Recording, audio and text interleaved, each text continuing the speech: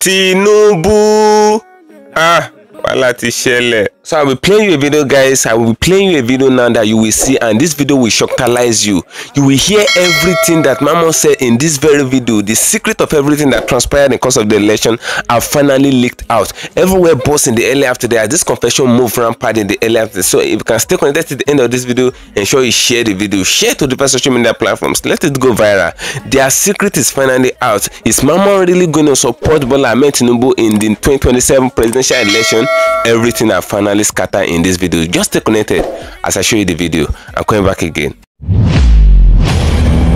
Welcome you back to LAJUPOG Watch TV. I don't have bad news for you today. The home of religious gossip. But you should believe the fight for Mohammed. What is happening in the Christendom? Join now to make sense with LAJUPOG.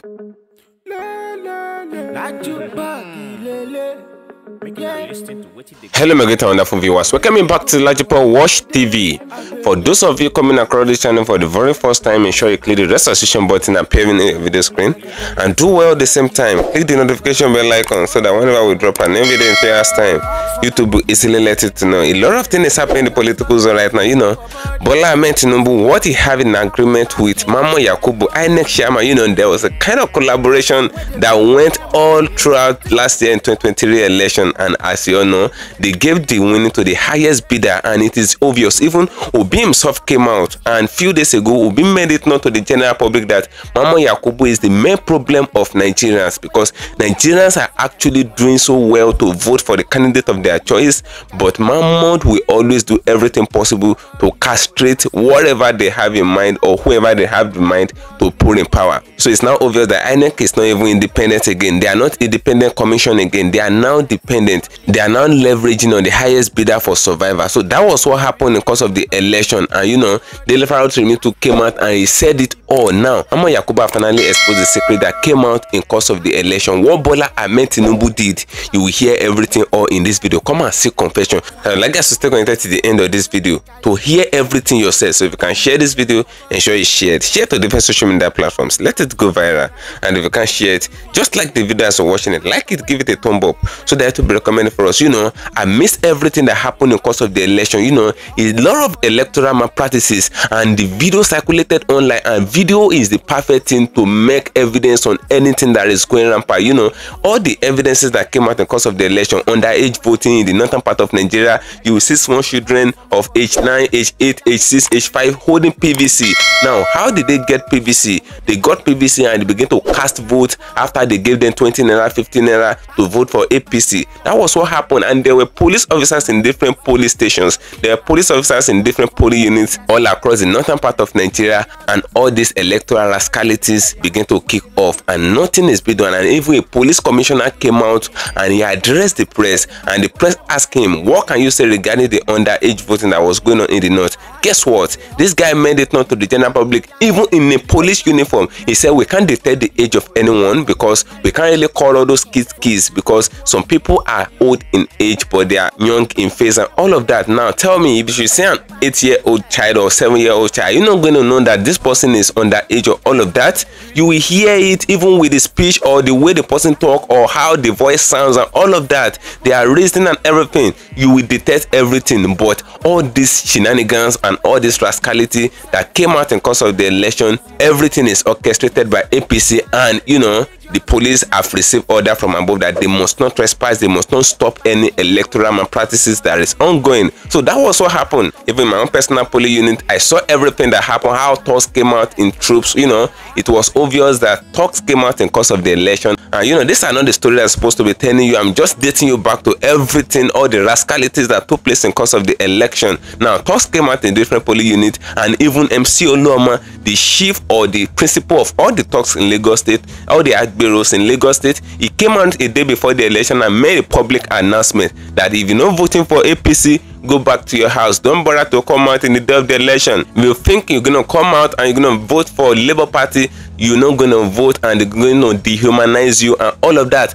And now he said it and actually did it. Even when the police defended him that he was just joking, he said it and he did it. They didn't bring anybody to book. And at the end of the day, with all these electoral irregularities, Mama Yakubu stepped out around 4 a.m. and announced Bola Ahmed Tinubu as a winner of the election. And that was where the problem came from. Now, what happened between them have finally happened. The secret of everything that actually happened in course of the election have finally showcased. This is absurd. In a country where we claim that we're practicing democracy and we're not practicing anything called democracy. In a country where we claim that we practice democracy and we don't know the definition of democracy. Government of the people, by the people, and for the people. The government is not for the people. That is why a lot of people are running through Libya to Mediterranean Sea and all of that. Many Nigerians die in Mediterranean Sea in their way to cross to Europe and all of that. A lot of people are moving or looking for every means or every way to run away from Nigeria with every means that they can get.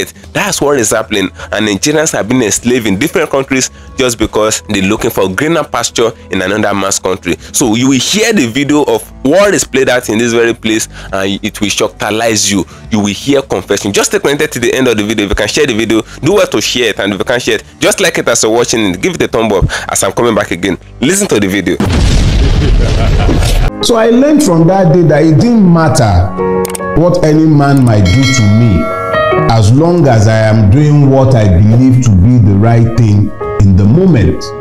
So yeah, the soldier, what would they have done? They will come down and say that they must kill me for not moving out of the line in a space where I'm going to be paying toll gates, toll fees that I ought not to be paying in the first place. That toll gate is one of the most blatant expression of wickedness by the rulers of Nigeria, and it is instructive that that place became the scene of a massacre by the same soldiers that you're talking about. So for me, it's a no-brainer. I am prepared to die in defense of my rights. It is not a function of some death wish, but the reality is that Valamogulis, every man will die one day or the other. So it is better that I died for something worthwhile, such as the protection of my rights, rather than to die after eating pounded yam right at the prime of my life. So it doesn't matter how a man dies, really. It is what you did with your life that really matters. So that's the way I view it. It's not like I don't have a spare life somewhere. It's not like I have a death wish either. But death is a reality with which we all live. And it's so cheap in our country. It's very, very cheap. You could die for simply being in the wrong place at the wrong time. You could die from eating pounded yam like I had pounded yam that day. Interestingly, the doctors found nothing by the time I got to the hospital. So I realized that it was God's way of reminding me that I needn't worry about man. I should be more worried about failing to fulfill God's purpose for my life. I am doing what I was purposed to do from the day I was created. That I make some people very uncomfortable with my deeds and my sayings, that's good. But question is, have I done what I was purposed to do? As long as that is the case, it doesn't matter what anyone thinks or says. So that's that as far as it's concerned. I'm a man of peace.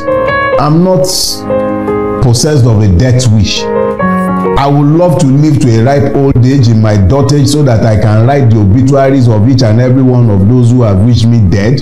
But the fact of the matter is that the length of days do not matter. And I am blessed to be married to a woman who understands that I am fulfilling my purpose. If it is the will of God that I will die young, nothing is going to stop it. Whether I kept quiet and stayed inside the confines of my home or I'm creeping around, it wouldn't make any difference. Longevity is a gift from God. If it is a function of the way I have used myself, I should be long dead.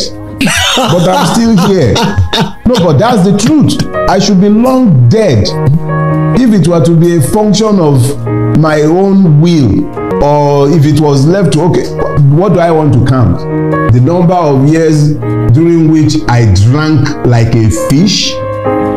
the number of years during which I smoked, the times that I would drive at crazy hours of the day, go to crazy places.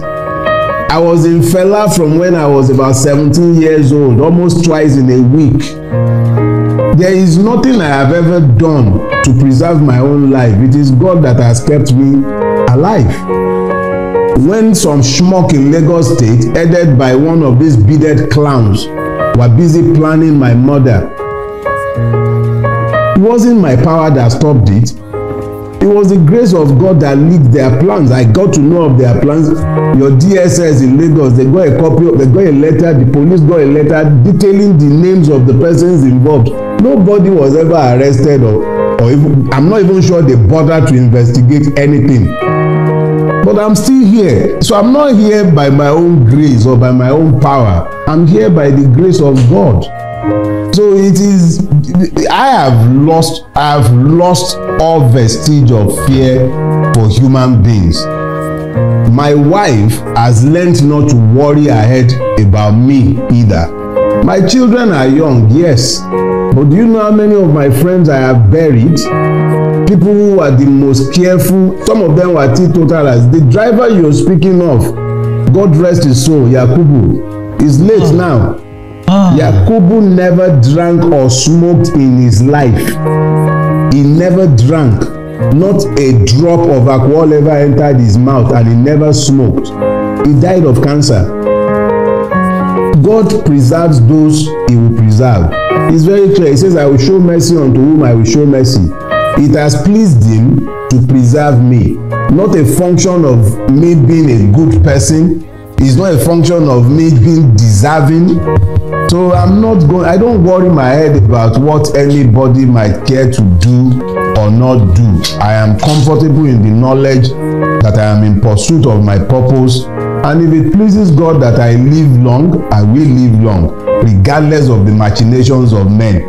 And if it pleases him that my time is up, even if I like, let me go and wear the shell of a tortoise and not depart from my bedroom.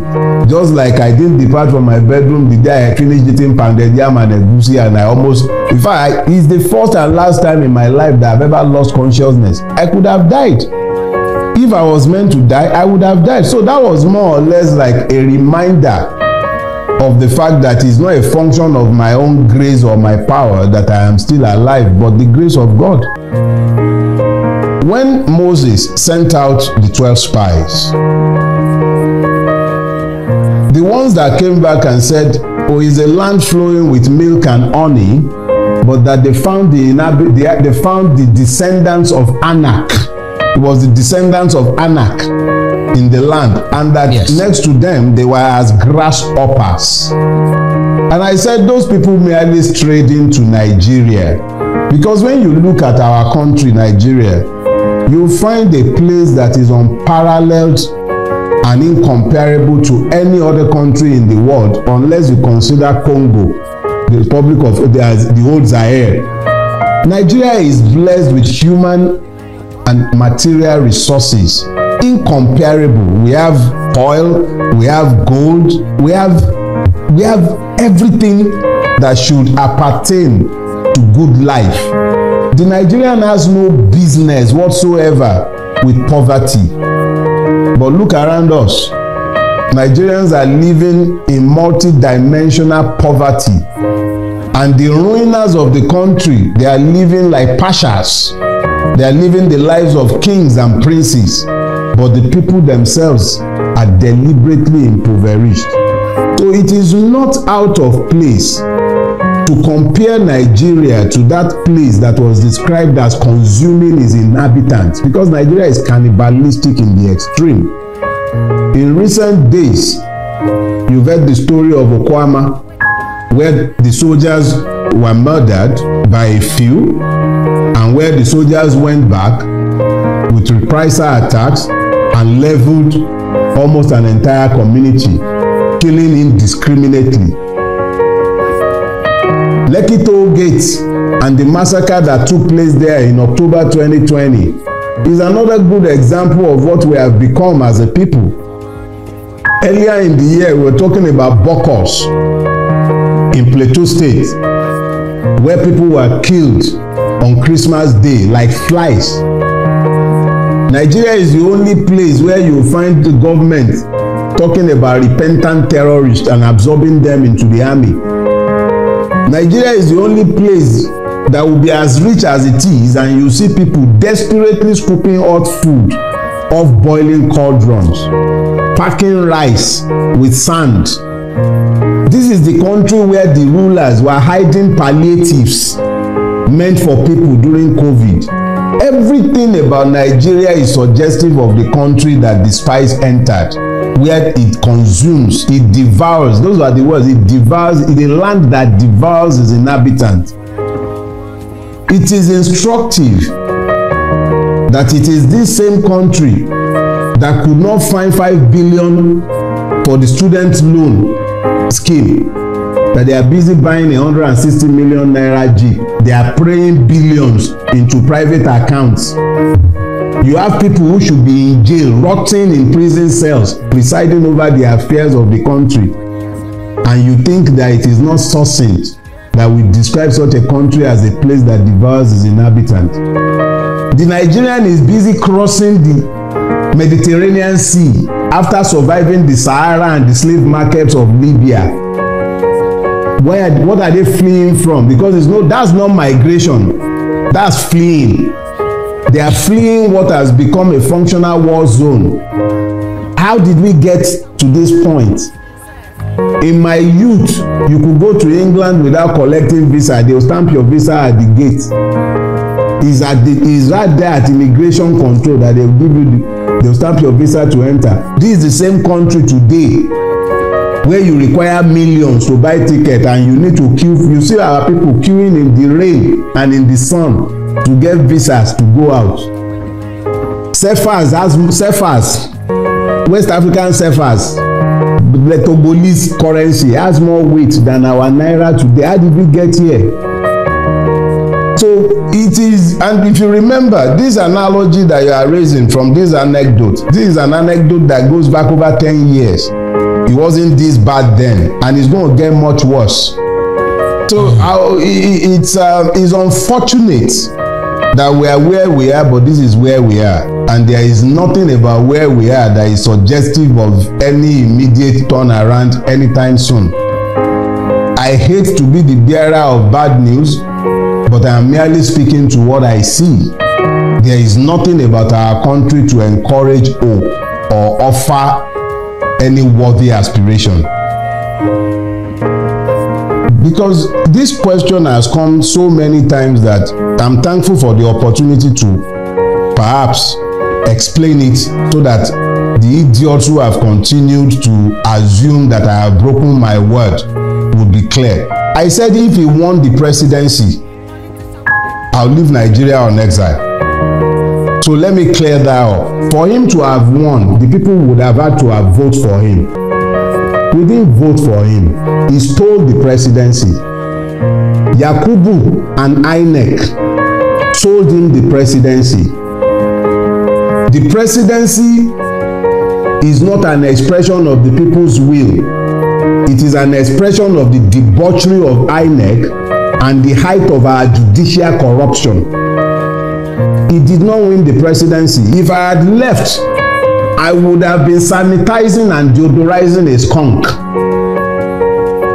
If nothing else, I rise and fall by my word. And when I said that I would live on exile if this man won, it was so that people will know that I did not believe Nigerians to be depraved enough to be possessed of the idiocy to vote somebody like him into power. And they did not. Anybody who prefers to delude themselves can continue to delude themselves, but Tinubu knows, INEC knows, the judiciary knows, and so do a lot of Nigerians, that Tinubu did not win the presidency. He stole it. So I'm not leaving because he did not win. It's that simple. That I'm still here is in rebuke of him. It actually cost me a lot more to stay here. It's not just the multiple level of danger that I face on a daily basis by remaining in Nigeria, because if they will be planning my murder 3 years ago when they were not in power, one of his goons in Lagos State was the one sat at the head of the plot to kill me. They are the ones in power now. Ordinarily, I should run now, but I'm here. I am here because he did not win. He knows it, and every man and his dog in Lagos State knows it. He was beaten resoundingly in Lagos on the 25th of February. He couldn't even make 15% in Lagos. Segun Agbaje, the INEC commissioner in Lagos State, cannot produce the form EC8A for Lagos State up till today. I was the person who was charged by the Obi legal team to collect the election material from INEC. He could not, up until today, INEC in Lagos State cannot give us the form EC8A, which is the polling unit level result, because they know he lost. He lost woefully. He was thoroughly rejected across the length and breadth of the state that he has held hostage for 24 years. As at that time, he lost. So how much more the other parts of Nigeria? Let them continue fooling themselves. He has snatched it, grabbed it, but he can't run with it. And that's why we are all in the mess that we are in today. So yeah, if he had won, if Nigerians had been foolish enough to have voted for him, I would have left. It wouldn't be because of him. It would be out of protest that I could be stuck with such evil people who would have found the grace to vote for somebody like him. But as I have said, they did not vote for him. They rejected him. He has forced himself on us, and we can't do much about that. But I'm not going to legitimize his stealing by leaving. He didn't win. Thank you for staying connected, my great and wonderful viewers. So you can hear what Dele FAROTIMI actually said in this very video. You know, this man has been on the verge that Nigeria can still be a better country, and is aspiring, and all his craving and yearning is for a new Nigeria and all of that. He's no more a news that is one of the supporters of Peter Obi. You know, this man is always there attacking Tinubu left, back and center and all of that, because he's always not to come out to call a spade a spade. He will never sugarcoat his word before the media or before the press. He has been attending different interviews regarding nation building and all of that, and he will always come out straight and tell people what his mind is and all of that. So that's Dele FAROTIMI for you, and you can see the question that was asked in this very place. You know, they said, why is it that he's still in Nigeria even when Tinubu emerged as the president of Nigeria and all of that? Because according to Dele FAROTIMI, before the election, if Tinubu should win the election, he said he's going to move out of Nigeria on exile. And you know, Tinubu himself have left Nigeria on exile before, and some good numbers of people like that. You know, they said they're going to leave Nigeria in exile and all of that. Now, Dele FAROTIMI promised to leave Nigeria on exile if Tinubu emerged as the winner of the election. But guess what? He's still in Nigeria till now, and he's still making his content out regarding the rascality and the criminality of the political class and all of that. So that is what he's doing now. The question they ask him is, why is it that he's still in Nigeria? You can hear what he said in this very video. He made it known to the general public that Tinubu did not win the election. That had it been that Tinubu actually won the election, he would have moved out of Nigeria, because Nigerians did not vote for Bola Ahmed Tinubu. They never cast their vote for Tinubu to the extent that Tinubu won the election. It's not that Tinubu did not have a vote or all of that, but it's not obvious to the extent that the vote can actually make Bola Ahmed Tinubu to win the election. You know, this is not my own personal opinion. This is what he actually said in this very interview. He said Tinubu is a criminal that actually stole the election. He snatched it, he grabbed it, and he ran away with it. That was what he said in this very video. If you can hear him very well, or if you did not hear him very well, you can date back to the video again, watch it again, look at what he said. Now, this guy is a kind of person, even the person interviewing him made it known that you are kind of fearless man and all of that. Being fearless is a thing of the mind, and Nigeria will actually push you to a state and you won't have any choice than to face Nigeria leaders back and all of that. That was what he said in this very video. He said we must come out to call thieves, we must come out to call criminals, we must come out to call honest people, and that is what Nigeria is all about. You need to come out to call a spade a spade. He said it was INEC chairman Mama Yakubu that gave the winning to Bola Ahmed Tinubu. It wasn't the people's will. It wasn't the people that actually gave the winning to Bola Ahmed Tinubu. Tinubu stole someone else's mandate. Even according to what Dele FAROTIMI said, he said even in his home, that he called Lagos and all of that, the Lagos that he have held hostage for years. He said even that same Lagos, Tinubu lose in that Lagos. It was obvious they just tried to patch the numbers to just get him up and all of that. It was very obvious that Obi beat him hands down in that Lagos state. That was what the FAROTIMI said in this very video. Tinubu that called himself the city boy, they beat him down in his city, and that was what transpired in course of the election. But mind you, that Lagos that Tinubu actually allowed Obi to win and they didn't rig it to Bola Ahmed Tinubu, or they didn't rig it for Bola Ahmed Tinubu, that Lagos is just like a bait. They actually used Lagos as a bait in course of the election, and all these things are the handwork of Mama Yakubu and all the electoral malpractice orchestrators and all of that across the nation of Nigeria. They use a lot of things to make sure that APC actually won the election. It is the same APC that share money and do all sorts of things. They buy people's vote, they buy people's conscience, and at the same time they incite violence.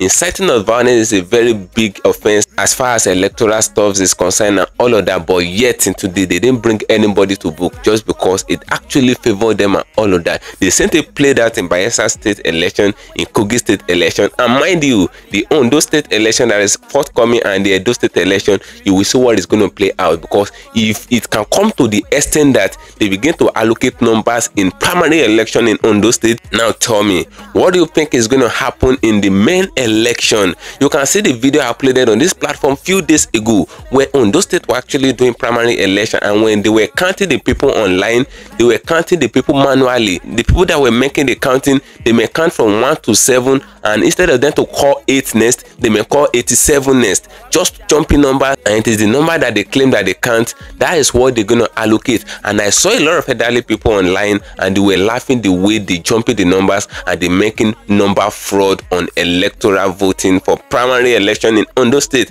Now tell me, what is going to play out in the main election? If that one can come out obviously in daylight where the counting numbers and the people were even there doing nothing and they were laughing the way the numbers are being manipulated and all of that. Now tell me, Tinubu is not only the problem of Nigeria. Nigerians are the main problem of themselves. For an electoral malpractice to be going on in your face and you laughing as an elder, now tell me, what do you want the youth to do? Now drop your opinion in the comment section on this video. Now tell me, do you actually think what the FAROTIMI actually said in this very video is true? Because according to Tinubu, before the election, Tinubu actually made a video out, and the video leaked out where Tinubu actually said election is all about grabbing it, taking it, and running away with it. Now that was it, and that was what actually happened in course of the 2023 election. Tinubu actually ran away with someone's own mandate. It was very obvious that Atiku wasn't the one that owned the mandate. It was Obi that actually owned the mandate, according to reports that speculates online. Now tell me, do you think Obi still have a chance to stand in 2027 election and all of that?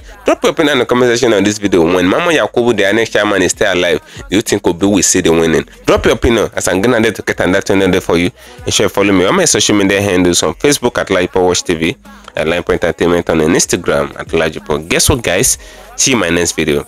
Bye for now. I see the hot for my body, I say make I yarn you. Religious gossip plenty day for body. Pastor with the line on top, the pastor for LAJUPOG Watch TV.